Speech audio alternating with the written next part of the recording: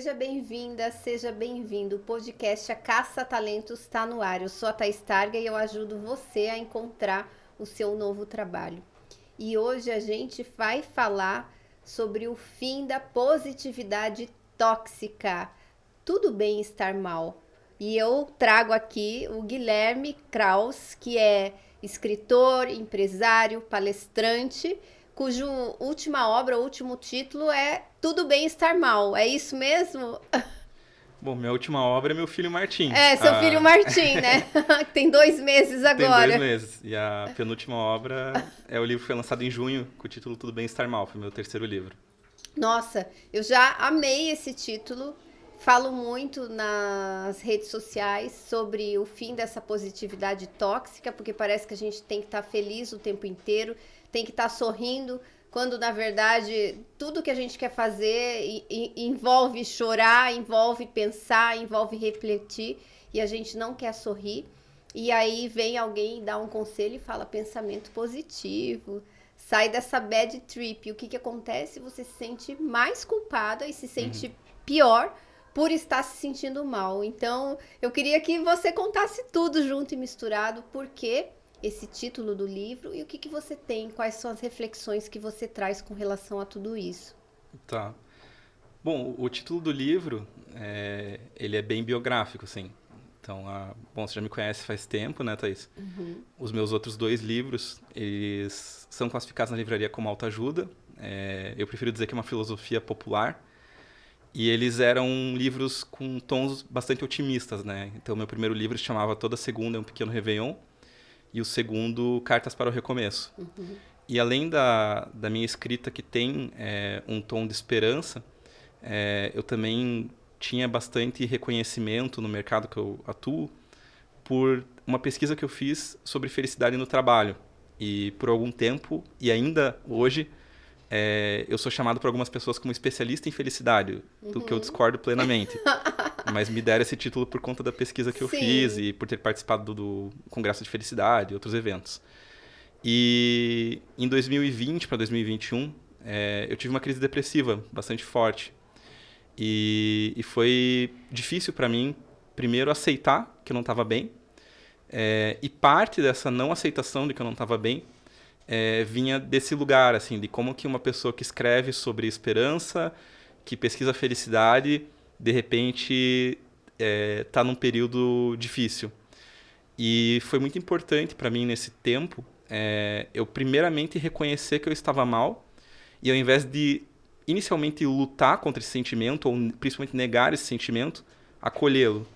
E no reconhecimento de que eu não estava bem, é que eu fui procurar ajuda psiquiátrica, psicológica, acolhi também um momento de uma oscilação minha em que eu naturalmente queria produzir menos, queria me relacionar menos com pessoas, queria ficar mais recolhido, e que é parte do processo da melhora, parte do processo dessa evolução.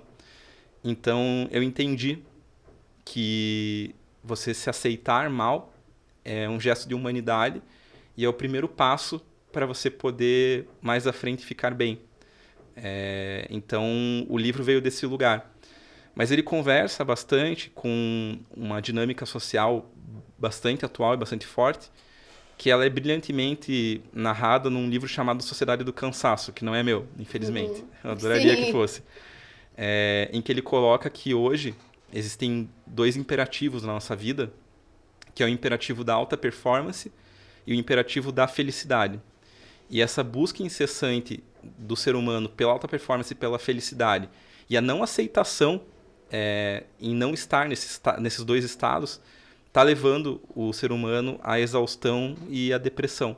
Então o livro ele tem o título biográfico, mas ele de certa forma também dialoga com esse momento social que a gente vive, que é importante a gente reconhecer nossa humanidade. E nessa nossa humanidade está incluso não estar bem o tempo todo.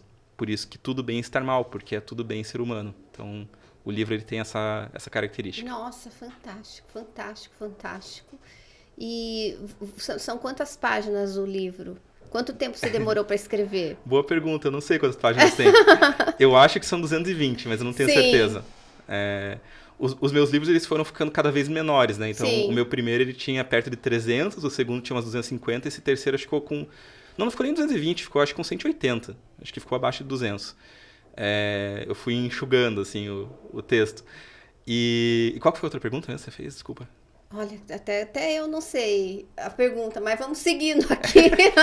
Você perguntou das páginas, quantas Das eram? páginas e quanto tempo você demorou para escrever, isso boa, mesmo. boa. Quanto tempo demorei para escrever? Assim, não é muito exato eu responder isso, porque meus livros são de crônicas, né? E as crônicas, elas não são escritas de uma vez só. Então, o livro, ele compreende crônicas que eu escrevi nesse período depressivo que durou cerca de 1 ano. Entendi. Mas ele foi publicado quase 1 ano depois. Então, o processo de produção do livro demorou quase 2 anos.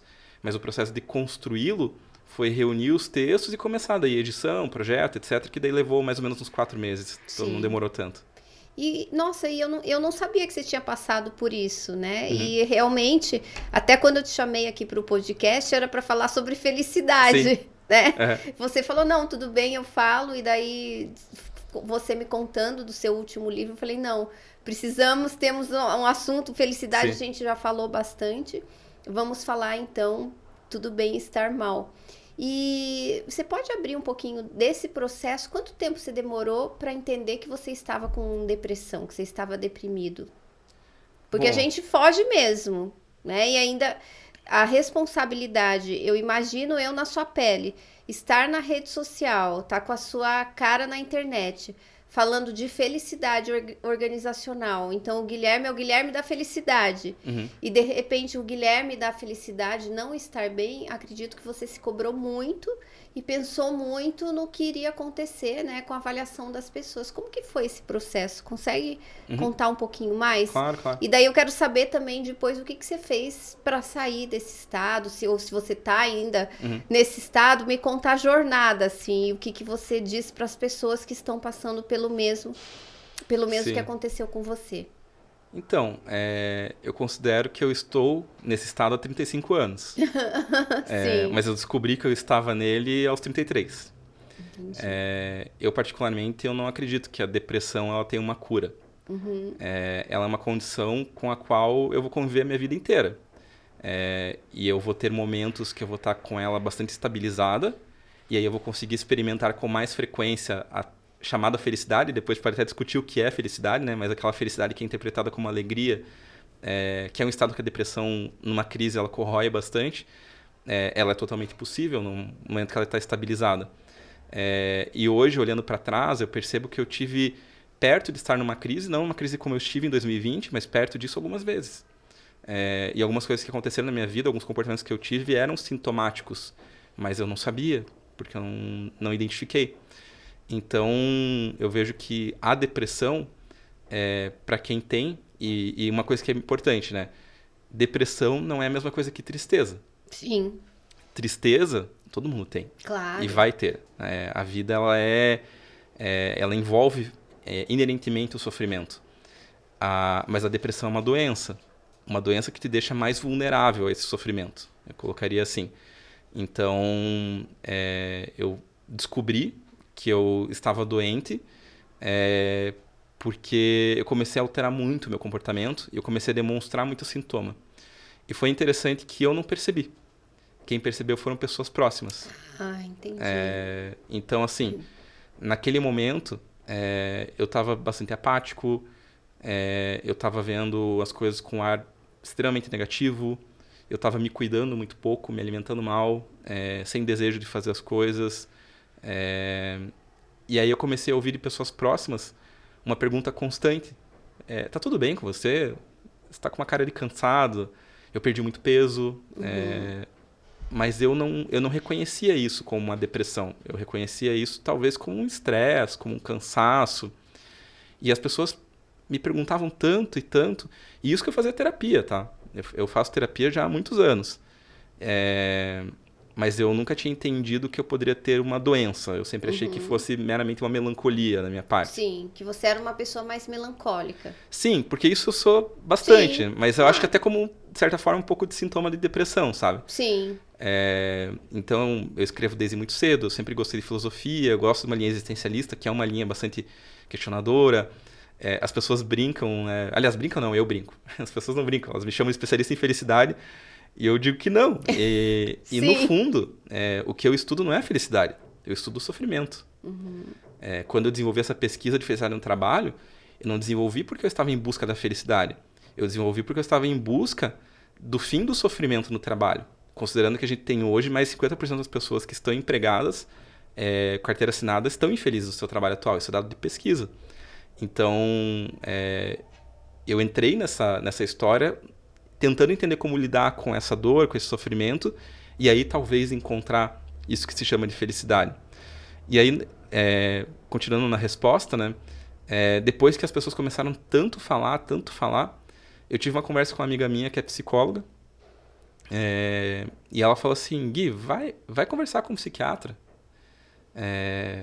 E eu falei, não, nada a ver, isso é só coisas da vida, não tô doente e tal, faço terapia, me conheço, pesquiso o assunto e tal. E ela falou, mas vai lá. E eu tinha nessa época, e aí eu falo isso até com um pouco de vergonha, porque apesar de pesquisar, apesar de fazer terapia, eu tinha um tabu em relação à medicação. E qual que era o meu medo de ir até um psiquiatra? Eu ia falar, eu vou no psiquiatra e vai me colocar num remédio e eu nunca mais vou sair. Eu vou ficar longe, né? E ela falou, tá, mas por que você não vai? Se ele te receitar os remédios e você achar que não precisa, é só você não tomar. Daí eu falei, tá, eu vou lá então. E aí eu fui na consulta com a psiquiatra. Gosto muito dela, fiz até uma propaganda, ela se chama Mariana Fávaro. Sei, Fiquei... Mariana Fávaro. Fávaro, isso. Fiquei quase 2 horas com ela. Ela é psicanalista também, além de psiquiatra. Ah, que legal. E assim, foi uma consulta que mudou minha vida. Assim, a conversa que eu tive com ela foi num nível de profundidade muito grande, que eu não tinha entrado nessa esfera na terapia. E ela falou, olha, Guilherme, você é uma pessoa que tem todas as características de um transtorno de depressão maior. E você provavelmente está numa crise muito grande agora. E eu acho que você deveria tomar uma medicação. E ela me receitou a medicação. E eu saí de lá, falei, tá, eu vou aceitar, eu vou tomar. Sim. E comecei a tomar medicação. O começo é difícil, não adapta tão fácil. Mas em uma questão ali de 1 mês e pouco, eu percebi que uma nuvem foi tirada da minha frente, assim. Então eu vi que, de fato, eu poderia ter estado melhor nesses 33 anos da minha vida. E foi muito importante eu começar esse processo, porque eu comecei a enxergar a vida de outras formas. E aí você me perguntou, terminando a resposta, né? A resposta aqui de 200 minutos. Como que eu tô agora, né? Sim. Eu tô mal agora, de volta. Mas diferente daquele momento, hoje eu consigo reconhecer. Quando eu tô mal, eu consigo reconhecer o sintoma e eu consigo me proteger dele. Então, o que aconteceu, né, recentemente? Como eu falei no começo daqui da nossa conversa, eu tive um filho faz 2 meses. Sim. E o meu filho, ele foi gerado no noivado. Infelizmente, a gente não está mais junto. Ah, vocês não estão mais juntos? Não. Ah, entendi. E ela, a mãe do meu filho, a Isabel, ela foi morar numa outra cidade, fica 6 horas de distância de Curitiba. Então, e pra mim, assim, o sonho da minha vida sempre foi casar e ter filhos. Então, pra mim foi muito difícil eu conseguir lidar com o fim do relacionamento que estava evoluindo para um casamento, né? Era um noivado.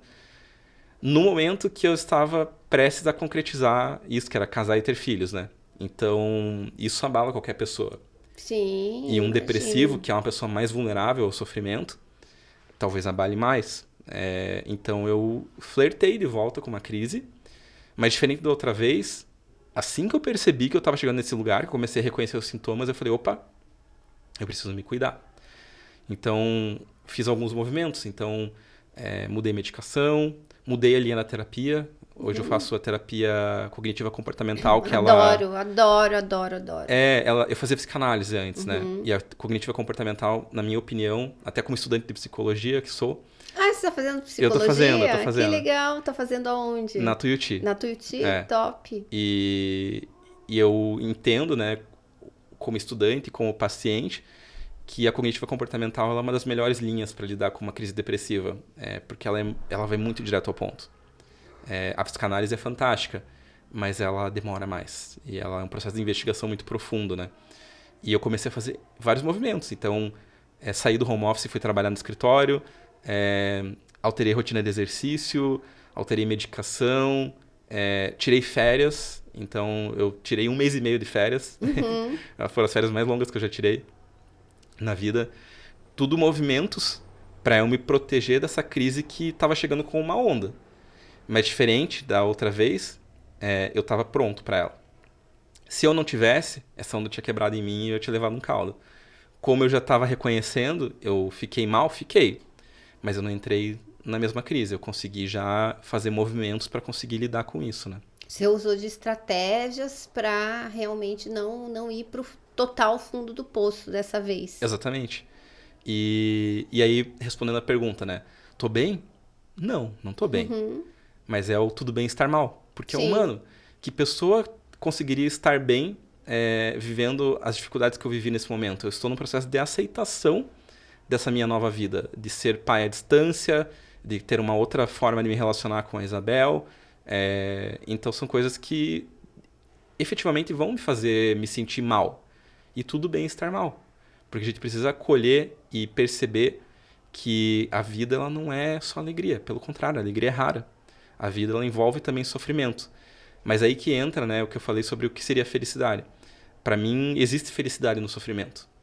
Mas quando a gente tem muito forte um significado. Quando a vida não é vazia. Então, estou triste? Estou. Mas a minha vida não é vazia. Hoje eu tenho muito claro assim, o que eu quero para o meu sentido, qual que é meu caminho. Tenho para mim um propósito, missão, seja o que for, muito bem definido. E aí tem uma frase do Nietzsche que diz assim: quem tem um porquê aguenta quase todo o como. Eu tenho um porquê muito forte, então o meu como hoje é difícil, mas eu estou conseguindo aguentar ele. Que lindo. E qual que é o seu porquê? Meu porquê é por isso que eu questiono o especialista em felicidade, né? Tá, então vamos lá. Aqui, sem censura, vamos lá. Eu quero ser um especialista em sofrimento. Tá. Então, Sim. eu entendo que a vida ela é uma experiência muito sofrida. Ela também é uma experiência muito bonita. E eu acho que essas duas coisas elas não se opõem, sabe? Acho que elas fazem parte do mesmo cenário. E a gente precisa aprender a lidar com a dificuldade da vida.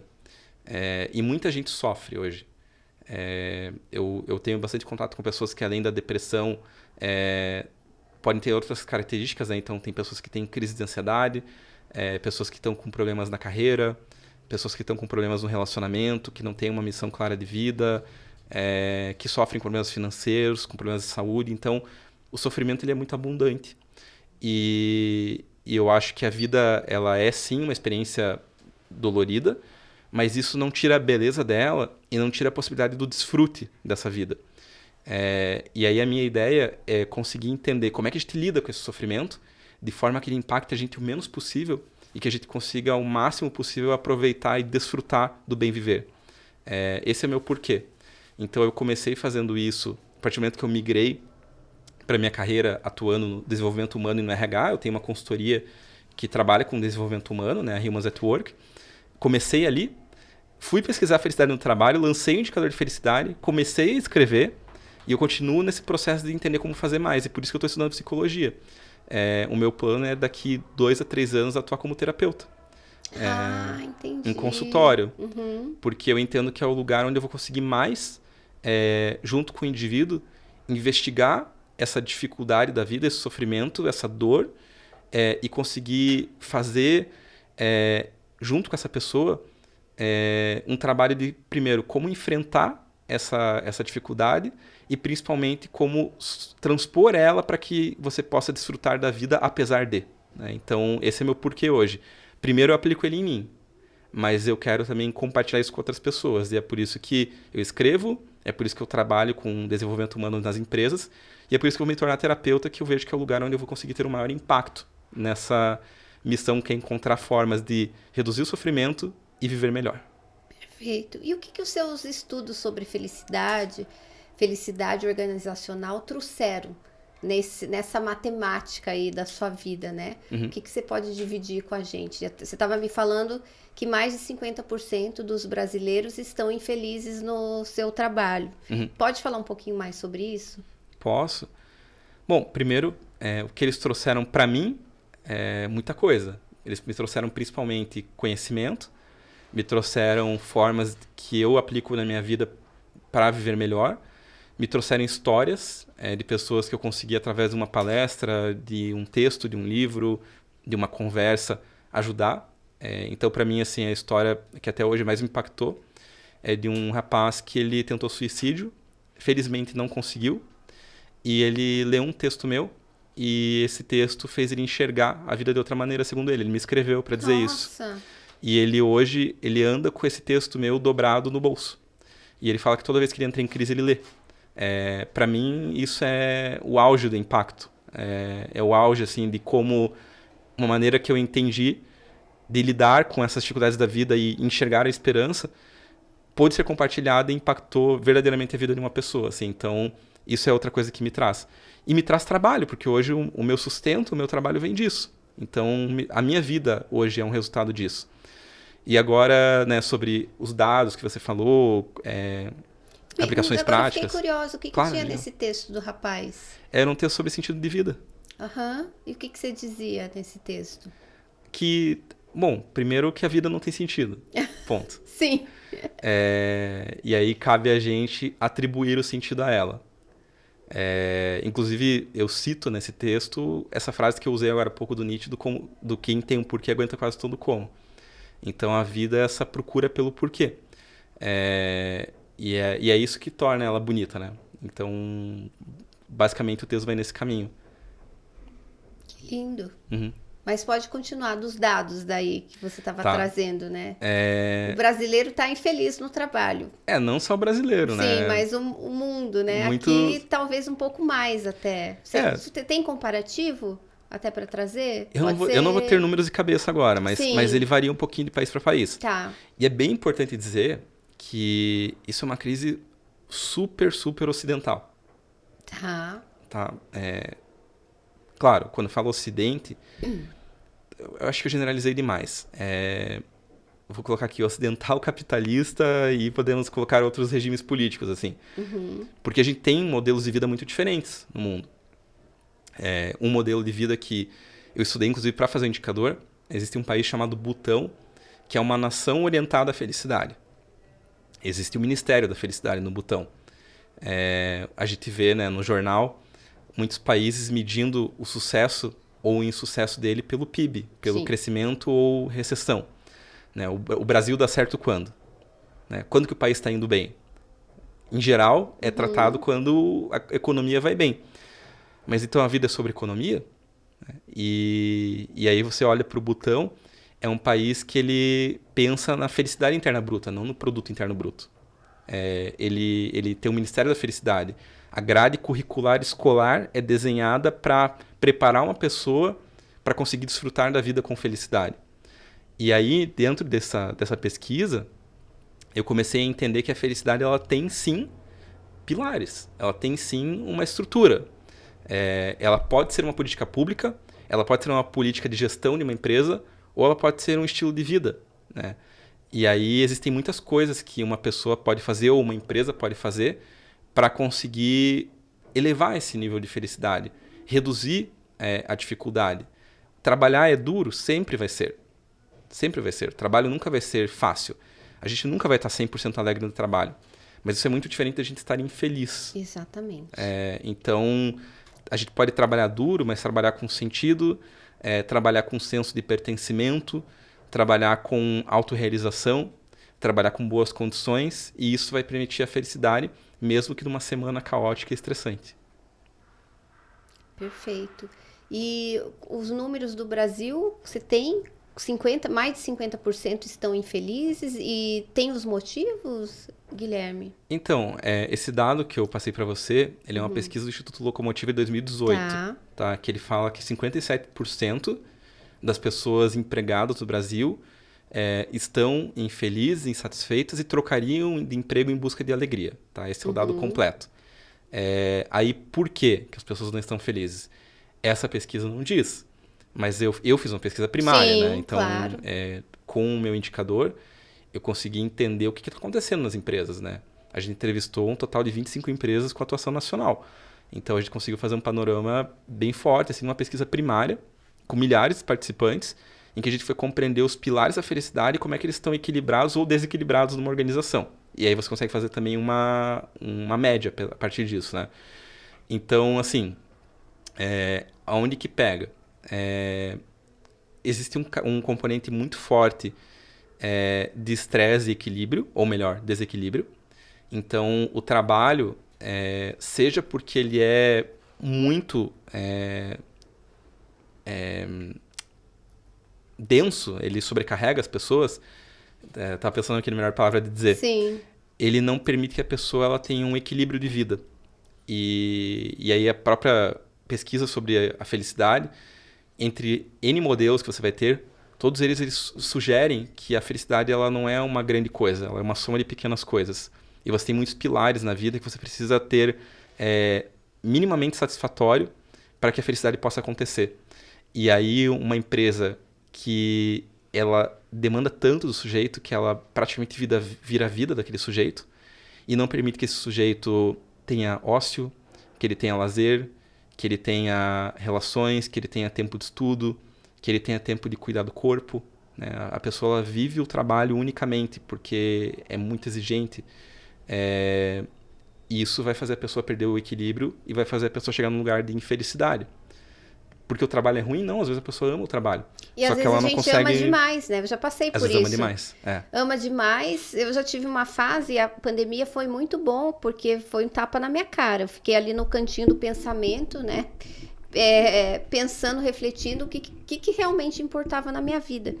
Porque quando você tá no auge, você recebe muito convite. Uhum. E muito convite de coisas que você tem super empolgação de fazer. Sim. E daí eu passei uma época aceitando tudo quanto era convite. Ah, quer palestrar? Vou. Quer fazer não sei o quê? Vou. Parceria? Vou.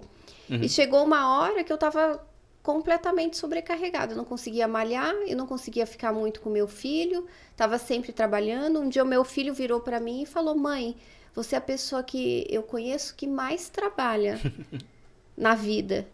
E daí, foi um dia que eu tinha esquecido que eu ia gravar um estudo de caso com o cliente. Uhum.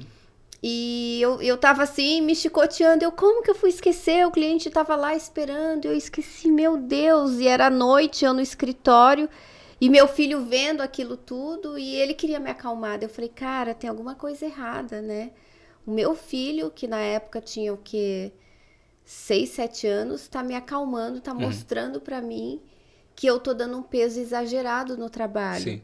E daí comecei a dar uma reduzida, até para eu ter tempo de ócio para criar, para cuidar do meu corpo. E depois que eu comecei a fazer isso, eu senti que...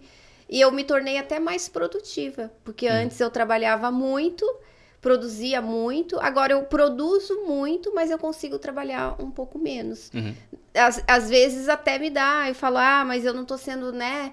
Não tô em todos os eventos, não tô palestrando, me dá uma pontinha, será que eu queria estar ali? Mas daí eu lembro como que tava a minha vida, profissionalmente estava ótima. E eu tava fazendo por amor, por paixão, mas já tava me desequilibrando em todas as outras áreas. Sim. E acabou que eu tava infeliz e não percebia também. Por amor à missão, por amor ao trabalho. Então... Geralmente dizem que não tem burnout quem não ama o que faz, né? Porque você se entrega, né? Você entrega tudo. Sim. E vai sempre um pouco mais. E daí vem a pandemia e eu comecei a pensar, mas por que eu viajava tanto? Por que eu precisava dizer sim para todo mundo, né? Será que não posso ter uma vida mais simples? E hoje eu tô até nesse processo de construção dessa vida mais simples. Tem uma frase do Freud que eu gosto bastante, que ele diz assim, que os dedos revelam aquilo que a voz cala. E muitas vezes a pessoa ela tá tão inserida no trabalho por N motivos. Pode ser porque ela ama esse trabalho, ou porque ela tenha sonhos muito ambiciosos, ou porque ela se cobra demais, ou porque ela acha que é isso que ela deve fazer da vida. E muitas vezes ela não percebe esse desequilíbrio.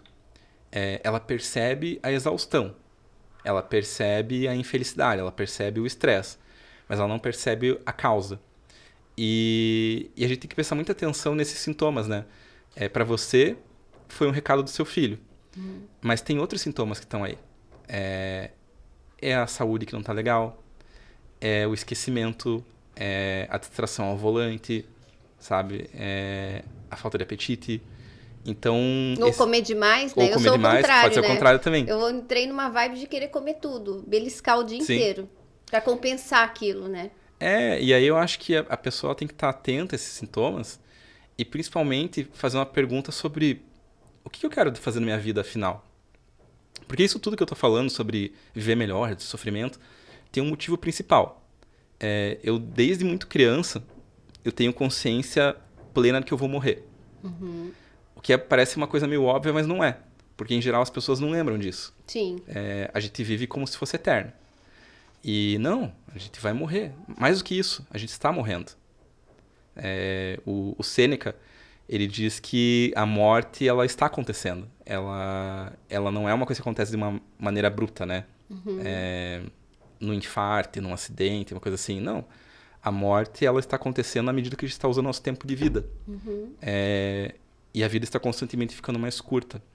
Isso parece um pouco dramático, mas é muito importante para a gente lembrar o valor que a vida tem. A vida é uma, o tempo vale muito, e aí eu pergunto, o que você quer fazer com isso? Uma vez que você está vivo, que você está aqui, que essa é uma experiência única.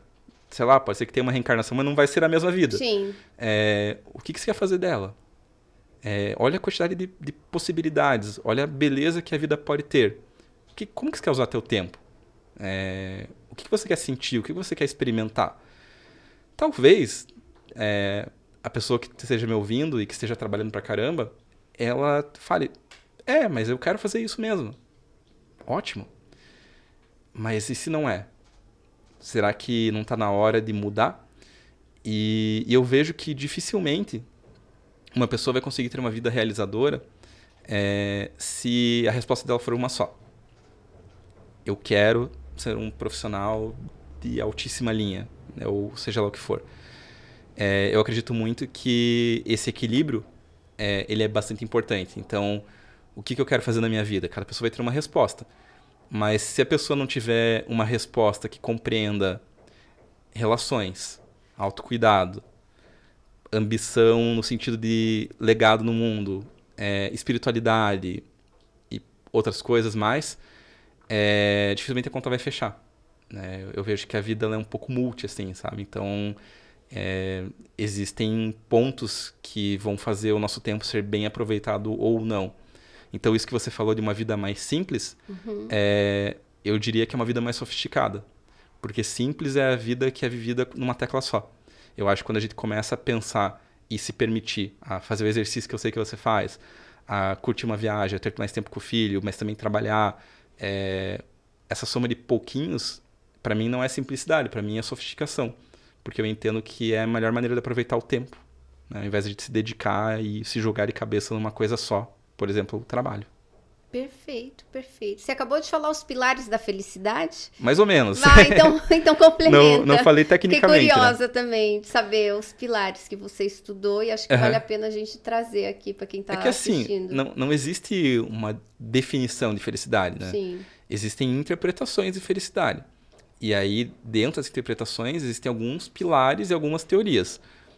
No meu estudo, quando a gente fala de felicidade no trabalho, a gente tem 6 pilares. A gente fala de equilíbrio e estresse, relacionamentos,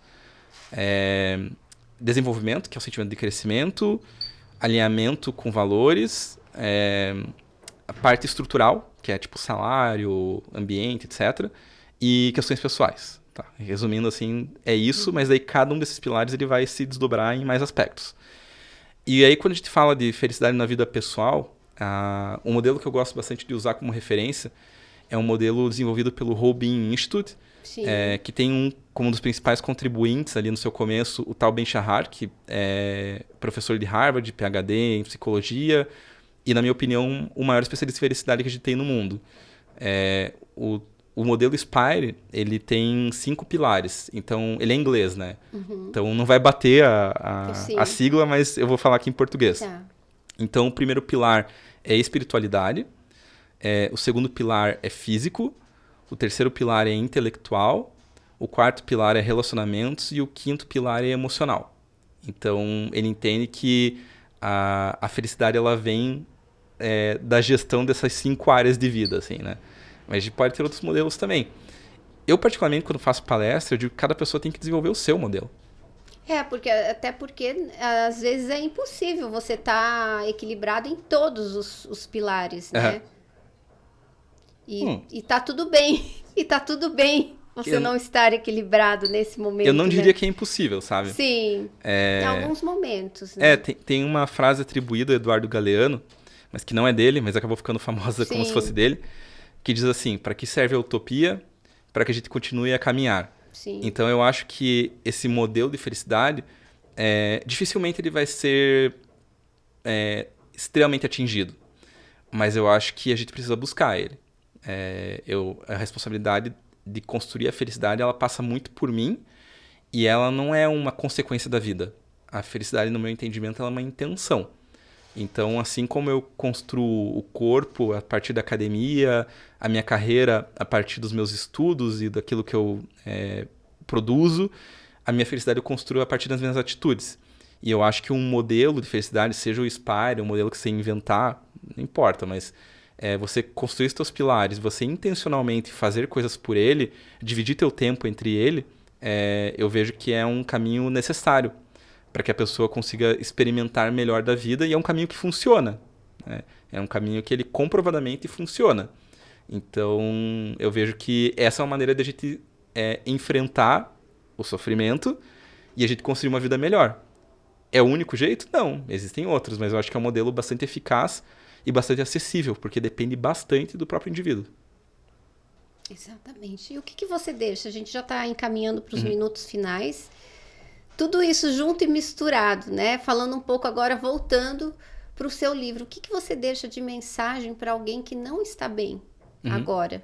Que está passando aí por um perrengue, um transtorno depressivo, algum transtorno psiquiátrico, psicológico. O que você deixa de mensagem para essa pessoa que não está bem e que talvez esteja bombardeada de conteúdo, né? Dizendo pensamento positivo, sai dessa, vamos malhar, vamos correr. Eu até me lembro uma vez que eu estava no auge da depressão e uma amiga minha queria muito me ajudar.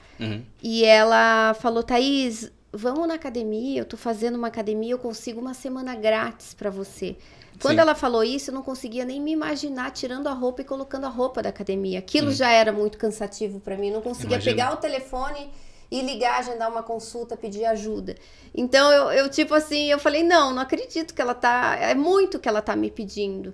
Só que ela também não tinha percepção do quanto eu estava mal, né? E às vezes as pessoas querem vir ajudar por amor mesmo, mas os conselhos a gente não pode levar em consideração. Então, o que você deixa de mensagem para quem está passando por um processo deste?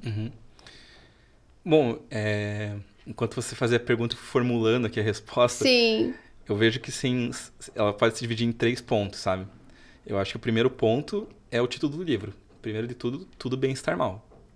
Sabe? Acho que a primeira coisa é a gente acolher que estar mal é estar vivo também. Viver não é estar bem o tempo todo. Então, estar mal é parte da vida, é parte da experiência do viver.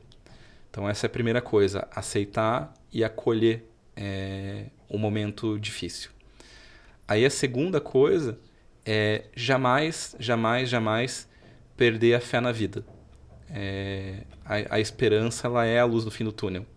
Então, eu posso estar muito mal, mas eu não posso desacreditar de que estar bem novamente é possível. Pode ser que demore, mas é possível. E a terceira coisa é que é possível, mas ele só vai acontecer a partir da minha construção. Eu preciso caminhar em direção a estar bem novamente. É aquela coisa, vai ficar tudo bem no final, mas existe um belo caminho até lá, e esse caminho ele é difícil. E ele é um caminho feito, na minha opinião, de pequenas vitórias, de pequenas coisas. Você usou o exemplo da academia. Sim. Talvez você não consiga ir até a academia, mas você consegue se matricular. Sim. Você consegue ir até a porta dela e você volta. Daí um dia você consegue entrar. Aí um dia você consegue fazer 5 minutos, daí você tem uma crise e vai embora. Mas no outro dia você consegue e fica 40. Como um exemplo, né? É você conseguir arrumar tua cama. É você conseguir fazer um café da manhã para você. É você conseguir ir até um lugar que você goste. É você conseguir sair com uma pessoa. E pode ser que no outro dia você volte 2 passos atrás. Mas você dá mais um passo à frente. Então é feito de pequenos progressos, e ele exige esforço. Então é o indivíduo olhar e falar assim, tá, eu não estou bem, mas eu acredito que eu posso ficar bem. E eu vou caminhar nessa direção. Que passo que eu posso dar? O que eu posso fazer? E a pequena atitude já é uma evolução, já é outra evolução. E aí mais um passo, e aí mais um passo. Então esse esforço constante, esse caminhar é o que vai fazer, no meu entendimento, a pessoa conseguir voltar a se sentir bem. E aí vale tudo, vale modelo Inspire de felicidade, vale academia, vale livro, vale procurar um sentido, conversar com uma pessoa, ir numa festa. Aí cada pessoa vai ter o seu caminho. Mas é muito importante que a gente não desista da vida e que a gente procure sempre dar algum passo, seja qual for. Dentro das suas possibilidades. Exatamente. Né? E em épocas de rede social, eu para mim, atrapalha muito você ficar olhando e sempre ver que a grama do vizinho é mais verde, né? Então a pessoa tá mais magra que você, tá mais feliz do que você, ganha mais do que você, e a gente nada mais do que tá comparando o nosso bastidor com o palco da pessoa, porque ninguém coloca numa rede social a diarreia que teve a noite inteira e acordou mal, né?